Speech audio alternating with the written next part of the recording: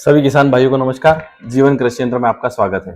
आज के इस वीडियो में हम बात करेंगे कि जो आपके द्वारा कमेंट बॉक्स में जो सवाल पूछे गए हैं उन सारे सवालों के जवाब देने की कोशिश करेंगे। और इसके अलावा अपना जो आवेदन करने में जो दिक्कतें आ रही हैं डीडी को लेकर उसके बारे में बात करेंगे। साथ ही हार्वेस्टर ट्रैक्टर जो आगे हमारे जो बड़े इम्प्लीमेंट हैं उनकी सब्सिडी को लेकर बात करेंगे। तो सबसे पहले हम बात करते हैं कि जो आवेदन करने में हमको दिक्कतें आ रही है और जो आपने सवाल पूछे हैं उनसे शुरू करते हैं। सबसे पहले दिक्कतें आ रही है लोगों को डीडी के बारे में। तो डीडी बता दूं कि सबसे पहले आपको बता दूं कि डीडी क्या होता है। डीडी एक डिमांड ड्राफ्ट होता है जो बैंक के द्वारा दिया जाता है, पहली चीज। दूसरी, डीडी अनिवार्य है, डीडी के बिना पंजीयन नहीं होता है। अलग अलग आपने देखा होगा कि 2000, 5000, 10,000 तक की डीडियां बनती है, उससे ही पंजीयन होता है। अच्छा, पंजीयन अपना करवाना है तो किसके खाते से बनेगी डीडी, ये भी आपको बता दूं कि हमको जिसके नाम से पंजीयन करना है, जैसे जमीन जिनके नाम से है, जैसे पिताजी के नाम से जमीन है तो उन्हीं के नाम से डीडी बनेगी। ऐसा नहीं है कि पुत्र के अकाउंट से डीडी बन गई है। जिनके नाम से जमीन है उनके अकाउंट से डीडी बनेगी, पहली चीज। और डीडी पे नाम भी होना चाहिए उनका, कि जो भी परचेसर है रामलाल जो भी नाम है वो डीडी पे होना चाहिए। तो वो डीडी बैंक वालों ने बना दी, वो उसी डीडी से पंजीयन होता है। जब हम पंजीयन करते हैं, दूसरा सवाल ये है कि कई बार हम देखेंगे कि जब पंजीयन करते हैं तो डीडी नंबर ऑलरेडी एग्जिस्ट बताता है पोर्टल पर। आप देखेंगे पंजीयन करते समय तो आप ये कर सकते हैं उसके स्थान पर कि डीडी नंबर जैसे 5 अंक का होता है, उसमें 2-3 जीरो होती हैं, उसमें एक आध जीरो कम ज्यादा करके आप पंजीयन कर सकते हैं। उसमें ऐसा है कि पूरे एमपी में इतनी सारी बैंकें अलग अलग डीडी जारी करती है तो कहीं ना कहीं नंबर मैच हो जाते हैं, तो पोर्टल पे वो ऑलरेडी एग्जिस्ट दिखाता है, तो उसको कम ज्यादा करके हम डीडी का पंजीयन कर सकते हैं, मतलब डीडी से पंजीयन कर सकते हैं। दूसरी हम बात करें कि डीडी जब हमारा नाम आ गया और हमने पंजीयन कर दिया तो डीडी का क्या होगा। तो सबसे पहले जब आपने पंजीयन करवा लिया, डीडी आपके पास ही रहती है। और अब अगर लॉटरी लिस्ट में आपका चयन हो गया है नाम, तो जिस भी जिले से आप संबंधित हैं पूरे एमपी में कहीं से भी, तो उस संबंधित कार्यालय जो कृषि अभियांत्रिकी जो कार्यालय है वहां जाके आपको डीडी जमा करवानी होगी नाम आने के 5 दिन या 7 दिन के अंदर। आप जब डीडी जमा करवाएंगे उसके बाद ही आपकी क्रय स्वीकृति जारी होती है। तो आप जैसे ही डीडी जमा कराएंगे आपकी क्रय स्वीकृति जारी होती है, उसके बाद ही आप अनुदान क्रय जो कृषि यंत्र है संबंधित वो क्रय कर सकते हैं। जब आप अनुदान मतलब आपका डल जाता है यंत्र का, आपका जो भी रोटावेटर हो गया, थ्रेशर हो गई, जो भी आपने लिया उसका अनुदान डल जाता है, तो वह डीडी आपको वापस कर देते हैं। या आप जाके ले सकते हैं कि आप ये डीडी वापस दे दीजिए, तो आप बैंक में वापस डीडी को देकर जो आपकी राशि है वो बैंक वाले आपके खाते में डाल देते हैं।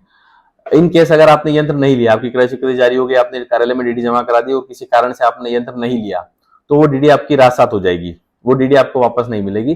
सरकार इसीलिए आपसे डीडी बनवाती है कि जिनको वास्तव में कृषि यंत्र की आवश्यकता है वही आदमी पंजीयन करें, इसलिए वो डीडी का सिस्टम लागू किया गया था। तो ये हो गई डीडी को लेकर सारी बातें। दूसरी हमको और आपके द्वारा सवाल पूछा गया है कि जब आप पंजीयन करते हैं पोर्टल पर तो एक भू कोड डालने का ऑप्शन आता है। तो भू कोड अगर आपके पास है, जो डिजिटल आजकल जो ऋण पुस्तिका निकल रही है हमारी, जो पावती बोलते हैं, उसमें जो डिजिटल निकल रही है उसके अंदर भू कोड होता है। अगर वो नहीं भी है आपके पास तो वो मतलब कुछ भी रेंडमली आप नंबर डाल के उसको आगे बढ़ाकर पंजीयन कर सकते हैं। ऐसा नहीं है कि वो भू कोड गलत हो जाएगा या आपने गलत भी डाल दिया तो उससे कोई आपको अनुदान में आपको कोई दिक्कत आने वाली नहीं है। अगले सवाल की बात करें तो आप एक साल में कितने आवेदन कर सकते हैं और कितनी बार अनुदान का लाभ ले सकते हैं।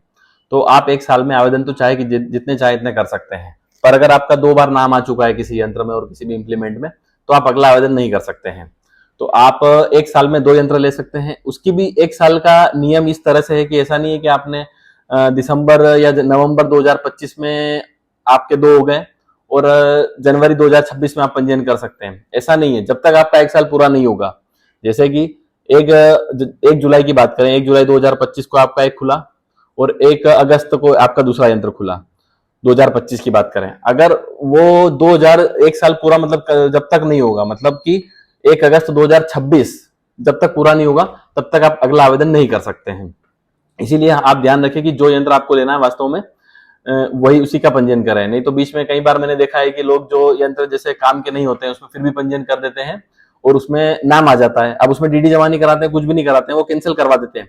उसके बाद भी वो काउंट रहता ही है, मतलब आपका वो मान्य की पोर्टल तो दिखाएगा कि आपका आवेदन हुआ है, मतलब आपको अनुदान दिया गया है, चाहे आपने उसकी कार्रवाई की नहीं की या कैंसिल हो गया तो भी वह तो मान्य होगा ही सही। मेरे एक खास कस्टमर का ऐसा ही हुआ था, उन्होंने जीरो टिल सिटिल का आवेदन कर दिया था, तो उसमें उन्होंने नहीं लिया था, उसके बाद भी वो अगला नहीं कर सकते, पंजीयन नहीं कर पाए थे। इसमें इम्प्लीमेंट के साथ साथ जो सिंचाई उपकरण हो गया, अपना जो दूसरा विभाग है, वो भी इसी यंत्र के अंदर काउंट होते हैं, जैसे कि पाइपलाइन, स्प्रिंकलर हो गए, जो ड्रिप सिस्टम है वो भी काउंट होंगे, और ये अपने जो ट्रैक्टर के इम्प्लीमेंट है वो भी इसी में काउंट होते हैं। तो ये दोनों मिला के आप, जैसे पाइपलाइन और जैसे कि थ्रेशर हो गई, जो भी आवेदन है वो आप एक ही मतलब मान्य होगा आपका इसको लेके। अगले सवाल की तरफ जाएं, और तो सभी किसान भाइयों का जो सवाल रहता है कि ट्रैक्टर पे आवेदन कब खुलेंगे। तो मैं आपको बता दूं कि ट्रैक्टर पे पिछले 6-7 साल, मतलब 5-1 साल हो गए हैं, उसके बाद अभी तक ट्रैक्टर पे कोई आवेदन नहीं आया है। इसके पहले ट्रैक्टर पे आवेदन आते थे, पर अब बंद हो चुके हैं पूरी तरह से, और मुझे भी नहीं लगता है कि ट्रैक्टर पे अभी कभी आवेदन आएंगे। तो आप ट्रैक्टर लेना चाहते हैं तो सिर्फ कस्टम हायरिंग ही एकमात्र अभी मध्य प्रदेश में ऑप्शन है ट्रैक्टर लेने के लिए किसान भाइयों को, कि वो ट्रैक्टर ले सकते हैं।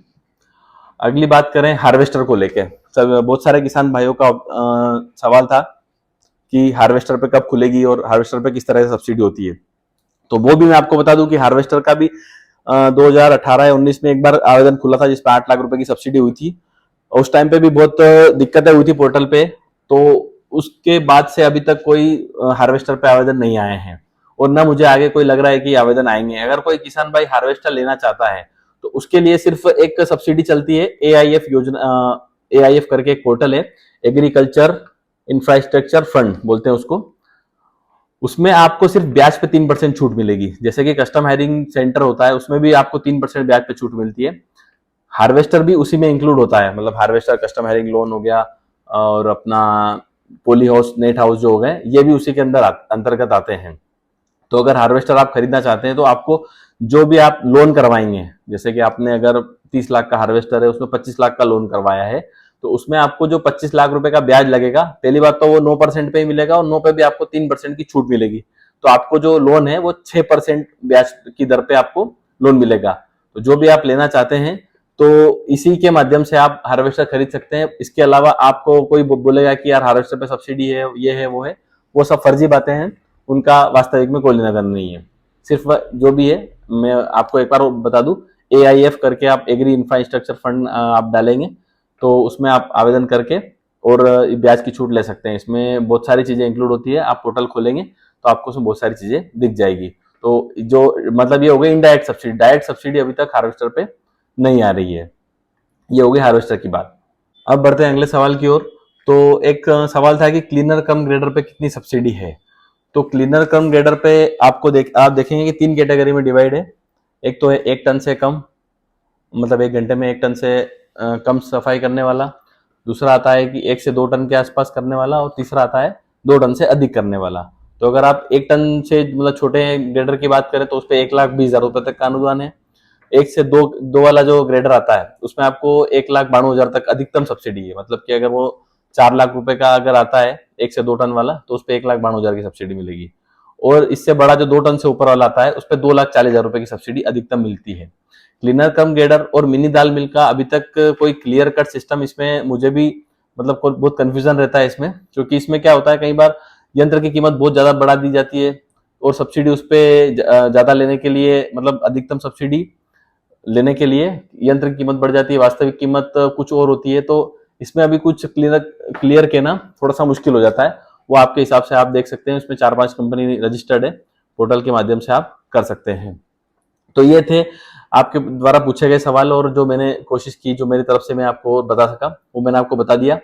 उसके अलावा भी और भी कोई सवाल हो आपका तो आप मुझे कमेंट करके बता देना, उस पर मैं आपको जल्द वीडियो बना दूंगा। तो आज के लिए इतना ही, बहुत बहुत धन्यवाद।